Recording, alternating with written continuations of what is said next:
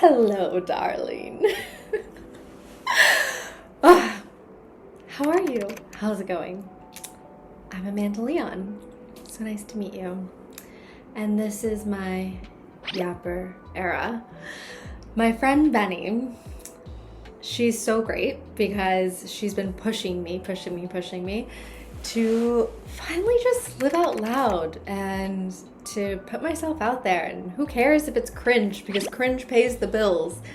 And so yeah, this is the official journey, episode 1 of Raising the Bar. I believe that's what I'm going to call it. I'm not entirely sure what I'm going to call it. I am open to suggestions. But for me, life has been a series of raising the bar. Getting to this next level, whether it's the next level in love, and the next level in career, and the next level of health, body, travel. It's been a wild journey, and I suppose this is for the younger version of myself, the 16-year-old version of myself, 13-year-old version of myself, who had this really narrow view of life and what life could be and what possibilities were out there for me. This is for her.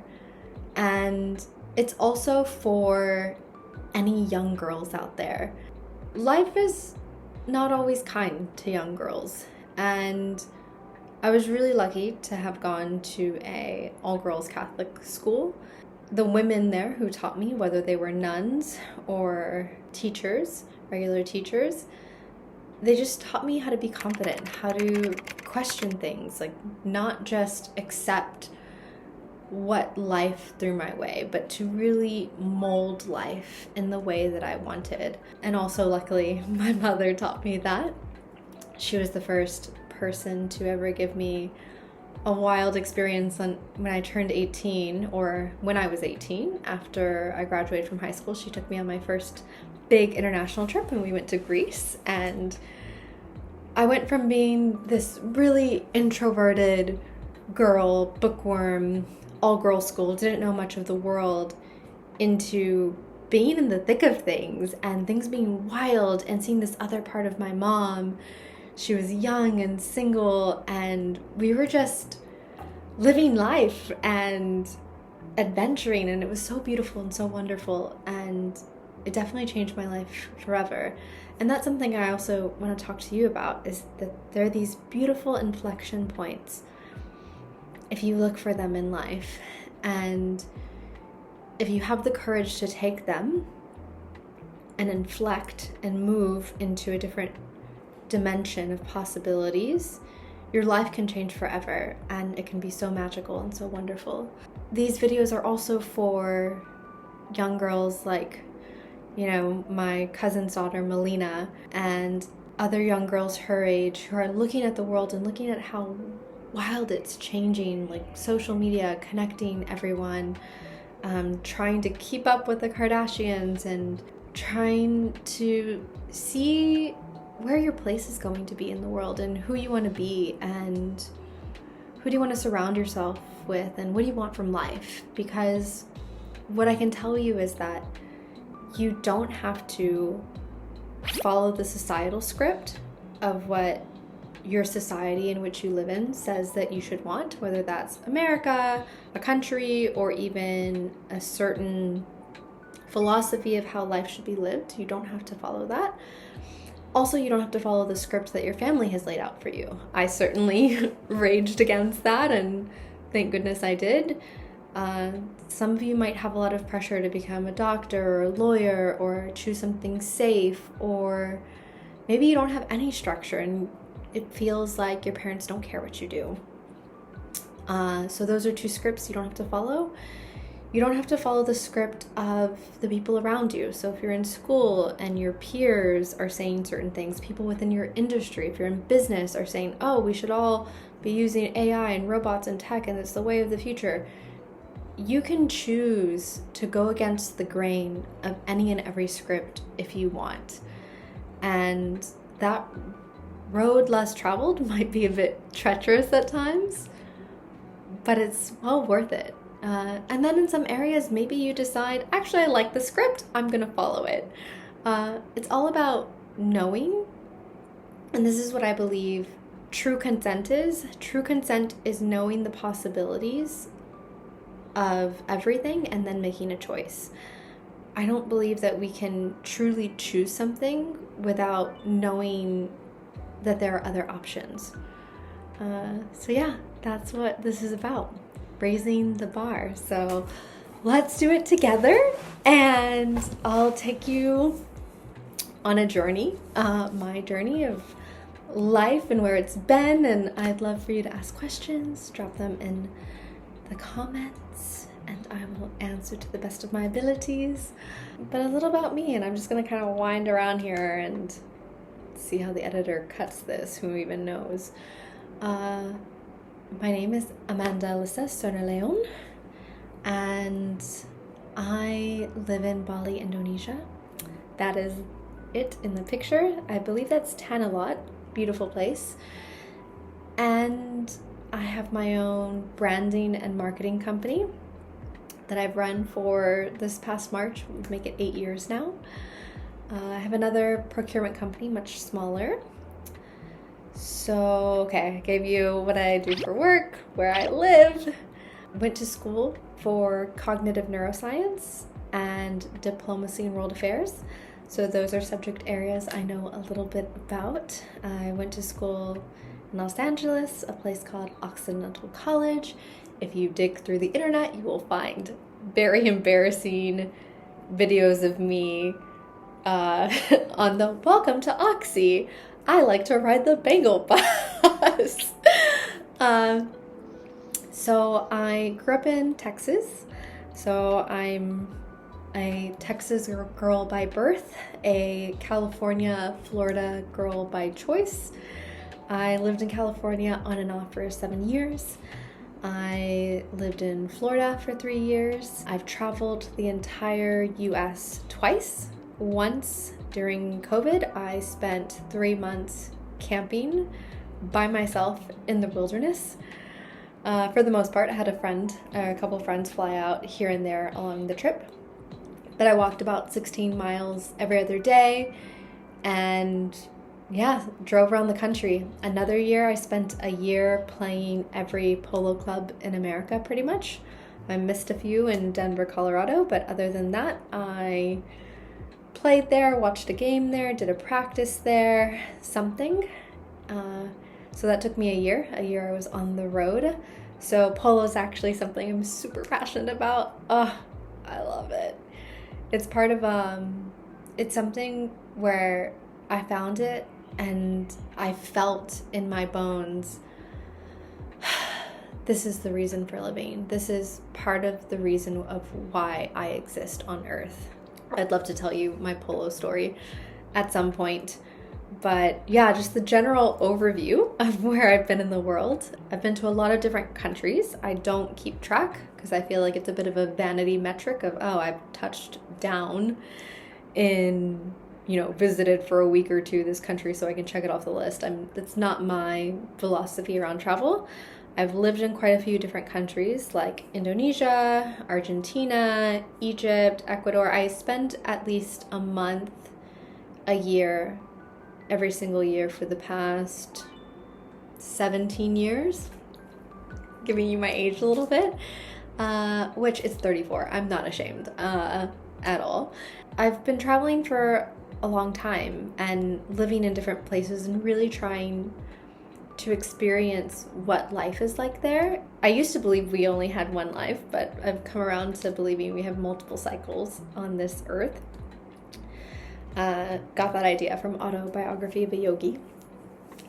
But essentially, I just want to experience as much richness and culture and life and presence as I possibly can on this go-around, around the sun, around the earth, around this life cycle. And so that's why I travel and adventure and get into things and make mistakes and get dirty and make a decision, even when it's the wrong decision, and just keep going with it. So many of us are afraid to be wrong or to be judged, and we end up living in this existence that is such a small sliver your capacity really is.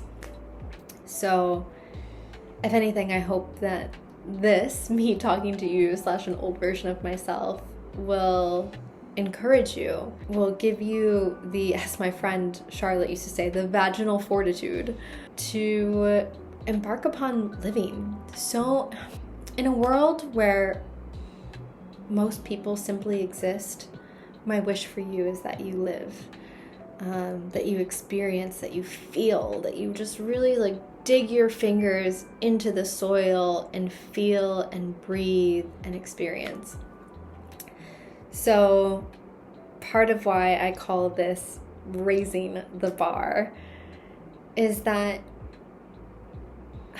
I see so many people hurting, suffering, unhappy, confused, all these other things, and I want to help them, and I want to speak to them in a way that they can understand. I want to give them some tools to help them through these times, because my life certainly hasn't always been perfect. I've been through some brutal things in my life, and I'm sure other people, like, not to trauma compare or compare to anyone else, there are people who have been through worse things in life than me, and there are people who have had a better life, so to speak. Who's to say what is better and what is worse? But just the empathy that I've developed in my experience in life, and the tools that I've learned to get through those hard times, I would love to impart them to people, and I believe that this can help. Okay, what else can I tell you about? So when it comes to raising the bar, I've learned a lot about raising the bar for self-love, like how to truly love yourself. A lot of people would have you believe that, oh my gosh, self-love, that means going to get a massage, going to go have like coffee with your girlfriends, going to Pilates. That's not real self-love. Those are nice, enjoyable things, and those are actually things that if you're a woman, it will lower your cortisol level because you're increasing your estrogen hormones when you're doing that. But for me, what I believe real self-love is that I believe we all have a basket. So let me kind of show you this. We have this basket, like, of things that represent us, of who we are in life, how we identify. And true self-love is taking a peek inside that basket and looking at everything you have in there, whether it's a diploma from having gone to college, whether it's a broken teacup because your parents are divorced and you come from a broken family, or whether it's, you know, that thing that you're insecure about. Like, all of those things, it's taking a good look at your basket and saying, I love every single thing in this basket. Everything that makes me, I love it. I love the heck out of it. And that way, if anybody were to come by and look inside of your basket and peek in there and be like, that's ugly, I don't like your little teacup, I'd be like, okay, move along. I love everything that's in this basket. And that's what true self-love is. It's what true confidence is. None of us are going to be perfect. The part of the human experience is being imperfect. And so when you can learn to truly love every single part of yourself, that's true self-acceptance, true self-love. And again, that's not to say that you can't improve upon what you have, but hating it isn't going to make it go away. So I would love to raise the bar on self-love. That's one, help you really push into what that really means. And then number 2, career. So again, I'm not a multi-millionaire or even, close to that, but I do know how to build a business to 6 figures, and at the same time build a business that serves me and doesn't make me a slave to it. So while I've had a business for 8 years, I've also dilly-daddlied around during that time, because that business serves me. So with that business, I'm able to travel the world. With that business, I'm able to take time off. I'm able to play polo. I'm able to go camping in the wilderness and not be bothered. So if you're interested in getting to that point, then I can certainly help you with that. If you're past that point, then yeah, you probably have some things to teach me. But there are a lot of people who build businesses or take on careers for the sole purpose of making more money or just producing more. But to what end? To like, and also to the false end of sometimes to being happy, which money can help you to meet your Maslow's hierarchy of needs, right? Food, water, shelter, those things. But happiness is, again, an internal choice. It doesn't have much to do with how many accolades you have or how much abundant money is in your bank account. But yeah, so there's another part where I can help you raise the bar there. The third, relationships. This one's an interesting / tricky one because almost no matter who you are, there will be people who come for you when you say anything about relationships. Because success, like what is a successful relationship, is so philosophical, especially in this day and age where we have so many options. And personally, I believe that you should have whatever you want. Again, knowing what options are out there, informed consent, informed choice, knowing that you could be a polygamist in the jungle, you could be married with 12 kids, you could be a woman who just takes Latin lovers for the rest of her life. You could be a man who only dates models in Los Angeles, which, by the way, in another life, I used to coach those men because I'm, again, neuroscience background. So I have a background in neurolinguistic programming. I also have written a book for women called How to Make Him Chase You, whether you're dating, married, or in a relationship. And while it has a very kitschy, tongue-in-cheek title, it's very grounded in neuroscience, and it's a very thoughtful guidebook on how to, as a woman, tap back into your feminine power and truly love yourself so you can attract good men into your life. So again, would never judge you on what you want, but can certainly give you some tips and pointers and how-tos that are all grounded in neuroscience on how to get more of what you want from those relationships and those situations. There have been married women who have read my book, women who are just fresh off of a breakup and read my book, and they have found very valuable things, whether it's to get their husband to do something that they said that they were going to do 6 months ago, or whether it's to start only dating men who see their value and give them the things that they want. So it can certainly help you there. Okay, so I think we did self-love, career, and relationships. So what's a fourth thing I can tell you? Okay, maybe personal care, maybe how you look and feel about yourself. I used to do beauty pageants. I'm talking to you now and I feel like I have lived so many lives. I've lived so many lives. I was in the Miss Texas USA pageant. I was also in the Miss California USA pageant. And so I could teach you how to do stage makeup. I could teach you, here's the thing. Nobody is more beautiful than you. They just know all of the tricks. And so I learned a lot of those tricks, from butt glue to keep your bikini in place, to contouring in abs so it looks like you have abs, so like highlighting and contouring like an artist would on your body. I went down from a size 6 or 8 to a size 00. I was very cranky.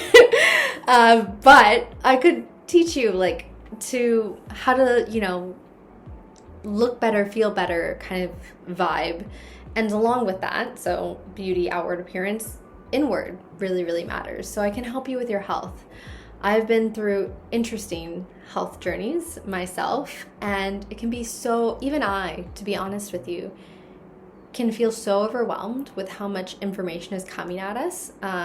you know, 20 years ago, we were told that trans fats and saturated fats are all so bad for you, and avoid butter like the plague and oil like the plague, it's so bad for you.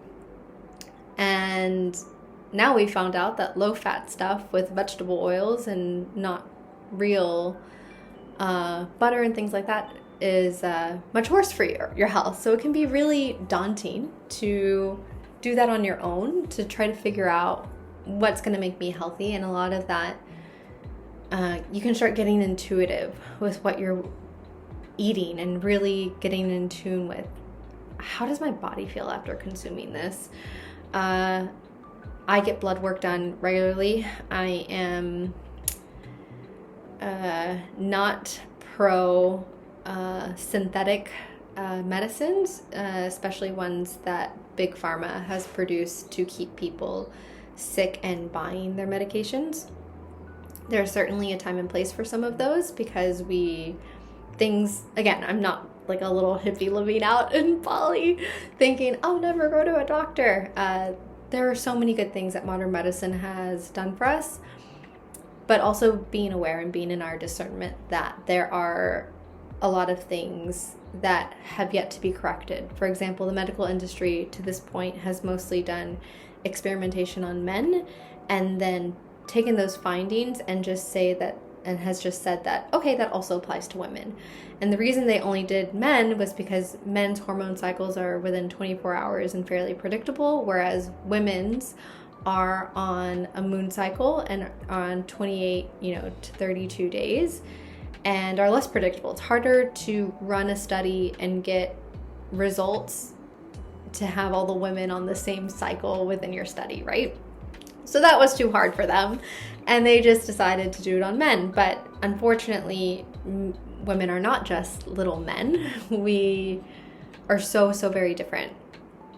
And so if you're on this health journey and you're trying to get better, one is what gets measured gets managed, right? So getting blood work, getting baseline tests done, and then running experiments on yourself, because what works for one person might not work for another.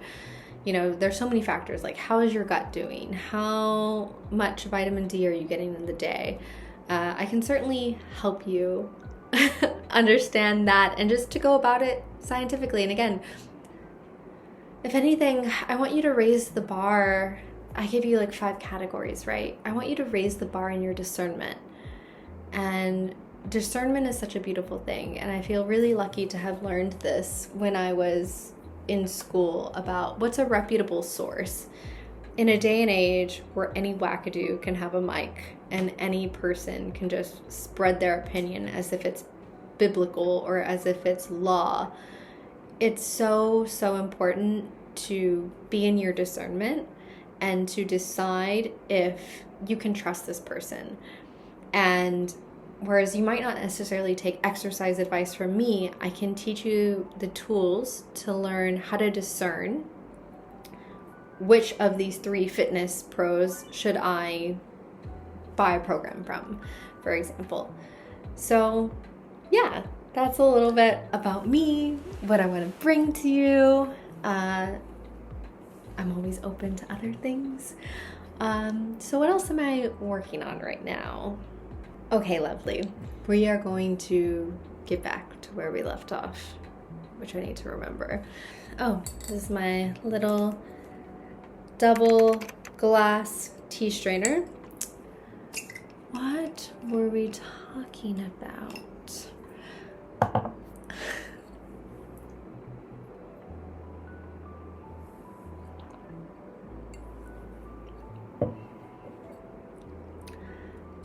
So my friend Benny says this really funny thing of, we're in our Kanye Yes Without PR team era.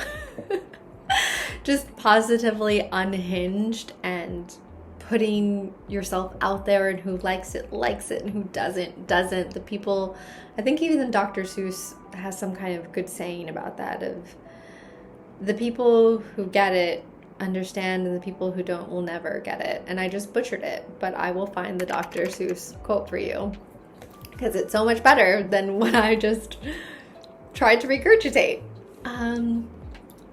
So, how to raise the bar when it comes to dating. A lot of this is so relative, girlfriend. Okay, I'm gonna talk to you like you're my bestie, you're my girlfriend. I'm gonna talk to you as if you are Melina, my cousin's daughter, who I have seen grown up from toddler to teenager and is in high school now. And to just give you some real honest advice about men, women, how we're so different, how things are changing nowadays. It's wild. As women, when you think about the last 100 years, like we've only had the right to vote in a little bit over 100 years, the right to get loans from banks to start businesses, to travel freely, to have birth control, and to be in control of our bodies and decide how we want to live life, to really see the world and realize we have choices. And it can be confusing to say the least. When you have so many choices, it's what do I choose? And again, you can really break the script. You don't have to choose what your parents want you to choose. You don't have to choose what society tells you to choose. And I'll give you some examples.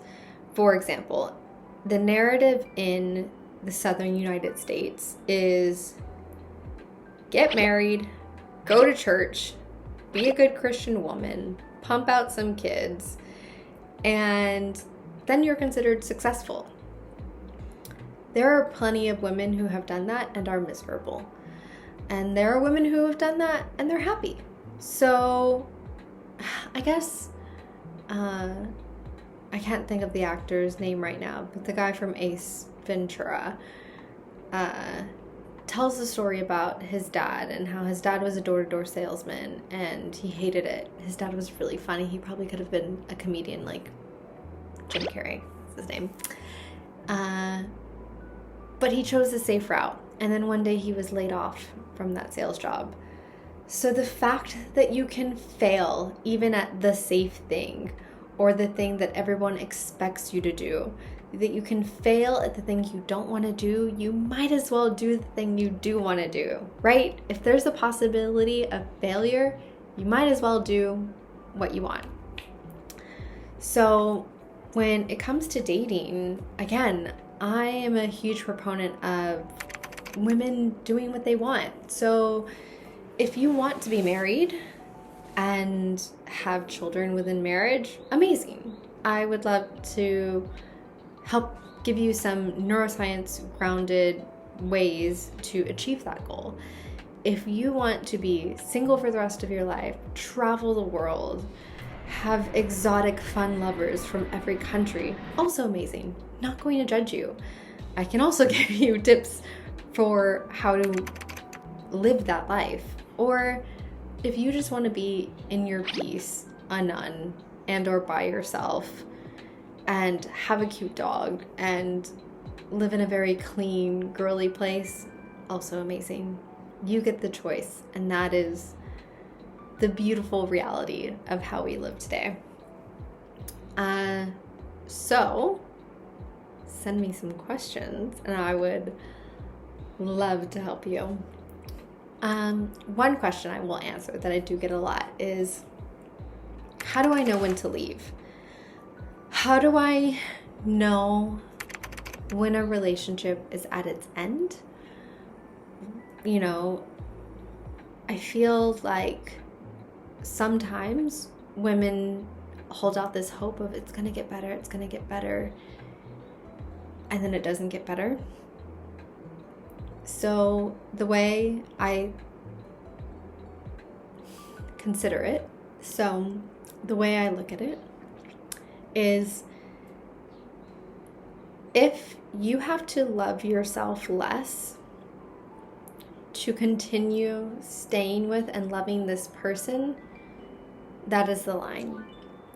That is when you have to leave. It is your obligation at this point to leave, because loving yourself and having respect for yourself, that is trust built within yourself. So if you have to respect yourself less in order to stay with someone, it's probably time to consider getting out of that situation, out of that relationship as soon as possible.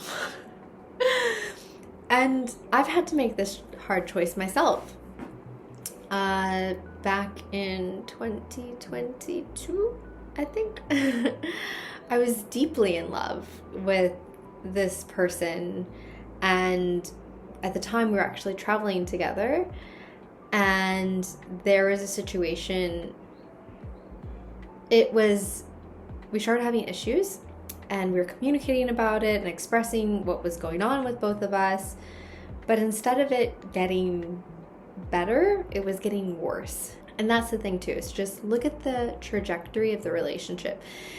A lot of times it's going to be a little bit up and down, up and down, up and down. But is it up and down, down, down, down, up and down, down? Or is it up and down, up and down, steady, a little up, a little up, a little up, right? So you can kind of see the overall trend. And ours was starting to really trend downwards. And my line in the sand personally is verbal abuse. So as soon as I hear verbal abuse, like putting someone down, name calling, attacking them verbally, attacking their character, it's a no-go from me, because I know that verbal abuse can easily transform into physical abuse. So I ended up, even though I was deeply in love with this person, and again, I speak about the worst part of this, right? But so much of the relationship was so much goodness and love and tenderness and care and fun and adventure. But as soon as I saw that there was that downward trend, and as soon as I realized that in order to keep loving this man, I would have to love myself less, that's when it was like full 180. This is done. And I walked away from a man who I was deeply and profoundly in love with at the time, because I knew that in order to stay with him, I would have to love myself less. And that was absolutely unacceptable to me. So if you're a woman in a relationship right now and you're trying to figure out, should I stay or should I go? Are things getting better? Are things getting worse? Take a look at the trajectory. Take a look at the trajectory. I can pronounce it. I can pronounce words, I promise. Take a look at the trajectory and ask yourself, is being with this person making me love myself less? Brené Brown has a very interesting concept which she converted me to, which I love. I love it when somebody makes me change my mind about something, because the nature of life is change, and the nature of growth is change, and the ability to change your mind about something shows that you are growing, you're expanding, you're becoming more. And so Brené Brown talks about this concept that you can't love anyone more than you love yourself. And she says she gets a lot of parents arguing with her, saying, oh, I love my children more than I love myself, blah, blah, blah, blah, blah.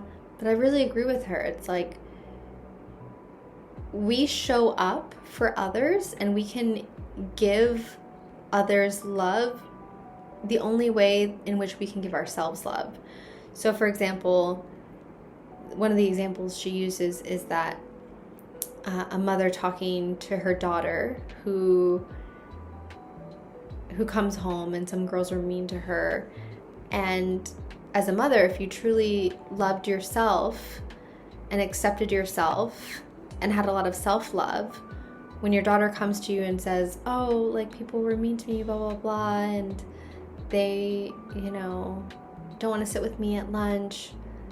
A mother who has a lot of self-love can then give that love to her daughter and say, I know what that's like.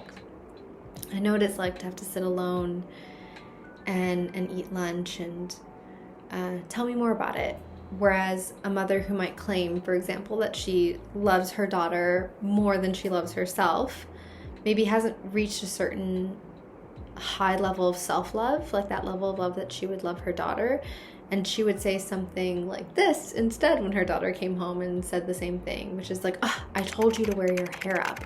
Oh, I told you to do this. And is almost blaming her daughter for being the cause of people treating her daughter wrongly. And again, it's so subtle, but when we don't really, truly, deeply, and profoundly love ourselves, we believe we're the problem. We believe that people are out to get us. We believe that people are mean to us. And it's so liberating to finally realize that nobody has ever hurt you, which is wild. There's a Jesuit priest who talks about this, and I'll have to add the link down below, but nobody in life has ever hurt you. Our emotions are within us, and we choose to feel hurt, we choose to feel anger, we choose to feel sadness, happiness, all these things. Like, all of that happens within us, and we can't control the outside world. The outside world, a lot of the times, happens. But we can control how we feel about it, and we can control everything that goes on within us. And so it's just so liberating when you get to that realization, and again, you get to that level of self-love, because you realize that there's nothing, absolutely nothing that anybody could ever do to hurt you. There's nothing that anyone could do to reject you or make you feel bad, because you would never reject you. And you love yourself so profoundly, so infinitely, that it's inconceivable that you would receive anything but love. And that a little bit alludes to the Marissa Peer concept of knowing that you're worthy and the inability of anyone to ever reject you. There are so many great people who I have learned from, and these women, Brene Brown, Marissa Peer,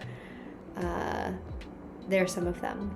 So if I reference their work, give credit where credit is due. And that's another thing about being in your discernment, is be wary of people who steal other people's work, who quote other people without giving them credit, because they don't have they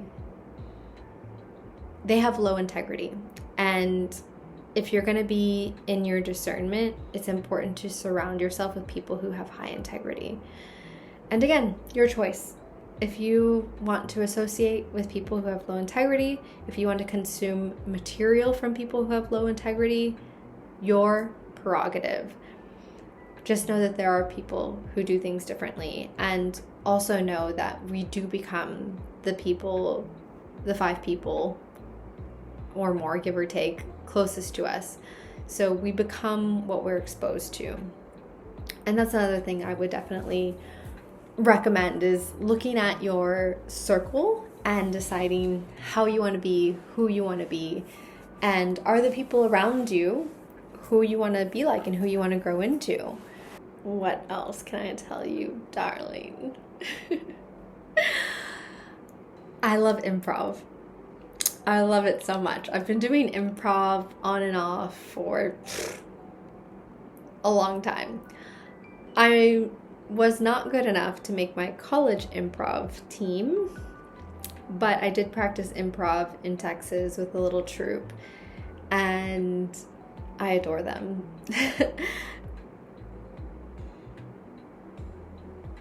So, sense of humor, everyone has their own. I have been told that I'm a little bit like Will Ferrell. So So while I may not be the wittiest or sharpest or quickest at improv, I'm so committed to character that I will beat something to death until it is funny, which is apparently how Will Ferrell is. I had to go watch Cowbell, and I was horrified that this is the type of humor that I apparently put off when I'm performing. But sometimes I like to slip into like the rich Polo mom character and some of the things that your rich Polo mom would tell you, almost like Rich Dad, Poor Dad. Growing up, one of my best friends from the all-boys school, his mom, she was chairman of the board of a huge horse charity. And she didn't work, even though she had a master's in finance. And she just got to ride horses all day. And her husband, he owned his own company, and he built this massive arena right next to his office, so he didn't have to be too far away from her. And I thought, this woman is brilliant. She gets to chill all day, raise money for charity for kids with cancer, and ride horses. That sounds great to me. And the point of this was that the more that you're aware of different lifestyles and different ways that things could be, your world opens up. So, for example, if all you've ever known are people who complain about their place in life, what they have, what they don't have, if you're only around people who focus on the past and never change for a better future, you believe that that's reality. So it's so important to realize that relationships can get so much better than you've ever thought, because maybe the relationships you've been exposed to and the ways of life that you've been exposed to aren't necessarily true depictions of reality. It's just what's within your immediate reality.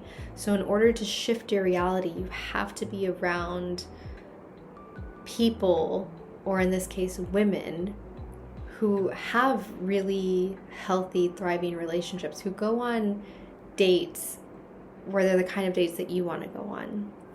So for example, I will tell you this, and again, might be controversial. This is just my personal preference, but for me,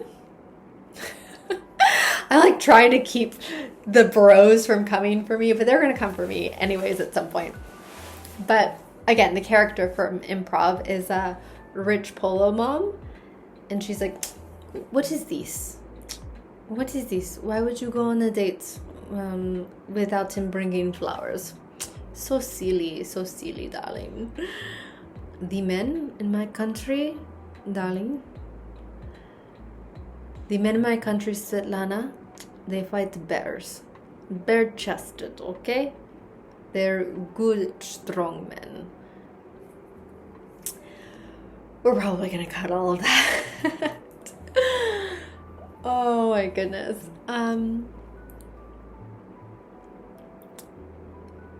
I personally prefer to date protector, provider men who bring me flowers, pick me up for dates, and who plan dinners and do the heavy lifting when it comes to that. And I get the absolute ick. The absolute ick when I hear of women who go on dates with men where they split the check 50-50, or when they have to meet the guy at the restaurant halfway when they have to plan the date or pick the restaurant. It's just again, that's my personal preference. If that's what makes you happy, go for it. It's not what I like, because for me it's unfair. This perception of 50-50 is total bull honky, because let's be honest, it's not 50-50. It's 50 and 150, with the woman paying 150. And I say that because we are not the same. For example, one of the ways I explain it is that men, biologically, hormonally, the majority of men, not all men, right? Not all men. Not when you like come in my comments and be like, I know this one situation in which, okay, we're not talking about that. That's one random, I'm talking about the bell curve, the majority. The majority of men choose which women they're going to date based on how they look. They look at with their eyes. They really appreciate the female figure.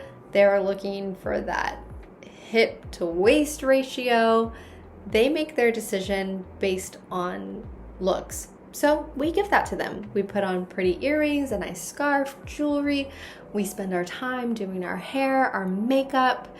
And so before an average date, I've already invested an hour to 2 hours of getting ready, which at my billable hours is like $350 an hour. So let's say $700 plus the cute outfit and shoes that I have bought for said date. Let's add, a few $100s to that. And then we're going to go on the date and you're going to ask me to pay half of dinner. So really I'm paying $150. Do you know what I mean? It's not fair at all. Because on average, men aren't taking as long to get ready, nor are they investing in really nice clothes and jewelry for the dates, because they know that they don't have to cater as hard to the female gaze, because it doesn't matter to us as much. What matters to us is that, again, as a whole, the feminine wants to be protected and provided for, aka you watch for danger out on the date and provide. You pay for the date, you create the experience. And so if your preference is to drive halfway to a coffee shop and to pay for your own coffee, call it what it is. That's not 50-50. It's 150-50. Just be honest. You like to pay 150 and let men just do 50. So yeah, that's fine if that's your preference. But also don't get angry at other people who don't accept that as their reality, who don't accept that kind of treatment, who want to be treated fairly. Just admit that you want to be treated unfairly. Or again, you don't think that you're worthy of being treated fairly. That's very sassy of me to say. But I feel like it's true. And for me, like, I used to be a 50-50 girly. I am a recovered 50-50 girly. Never again would I ever. I speak about this coming from a place of knowing what that's like and having been indoctrinated by my society, by my culture, California, to think that that was acceptable. And again, true choice and true prerogative comes from knowing and then making an informed decision about how you want to be. So, and I feel like the same is true in marriages. Until men can carry a baby for half the term, until men can bleed for half of the fertile years that a woman would have to bleed for half the fertile years, until men can share 50% of the pain of labor and of the brain fog that happens afterwards, the hormonal changes, like all of that stuff, until they can, and again, even if you don't have children, just those like years every single month of what we go through, until you can share in that 50-50, it's not 50-50 to split the rent with you and to split the food bill with you and who ate more ice cream, Joy Luck Club version. It's me doing 150% and him doing 50%. Like, just call it what it is. And I feel so frustrated with women who are silently resentful of, must be nice to be a stay-at-home mom. I'm working over here and, I'm so proud that I helped my husband. I retired my husband. Okay, if you ever want me to vomit, say I retired my husband. I would never, ever. No. But anyways, just be honest with what it is, right? Like if you have to work just as much as he is working, and let's be honest, domestically, you are taking care of 60% of the household work, 80% of the mental labor, like scheduling doctor's appointments, scheduling kids' shots, and you're also taking on even 40 to 50 to 60 to 70% of the childcare. That's not fair. That's not even. That's not equitable. And so just admit it, that you are okay being in an inequitable relationship. But don't pretend that it's a 50-50 relationship because you both work the same amount and you both take care of the kid the exact same amount and you both split the rent and split the groceries and everything is down the middle. Because even if that were to all be down the middle, children crave their mothers more. Inevitably, you're going to end up doing the way that like we are wired hormonally, evolutionarily. Inevitably, you will take on more of childcare. You will take on more of elder care. You will take on more emotional labor. And you won't be compensated for that because you don't see that as work. You haven't chosen a partner who sees that as work to be compensated for. A really good book around this is Invisible Women by Cristina Carrado Perez, where she talks about the labor of women being discounted and not acknowledged all around the world. And it's a really interesting book that we could get more into another time, but essentially we live in a world designed by men for men, and it's not in a malicious way, like all these men plotted and sat down at a table and like, how can we disenfranchise women? How can we make the patriarchy amazing forever? It's not that. It's that in the last 300,000 years since humans have been in existence, the majority of the decision makers, the people that were building things and structuring things, logic, testosterone, they were building a world for them, for their experience, because all they had is their experience. So there are a lot of little ways that we don't live in a world designed for us, and so we have to be our own advocates and advocate for that unpaid mental load, advocate for what you deserve as a mother of y'all's child. There's that accent coming out, y'all's. And there's a lot more little subtleties of how we operate in the world with that book as women, but I digress. What else can I get on my soapbox and talk to you about?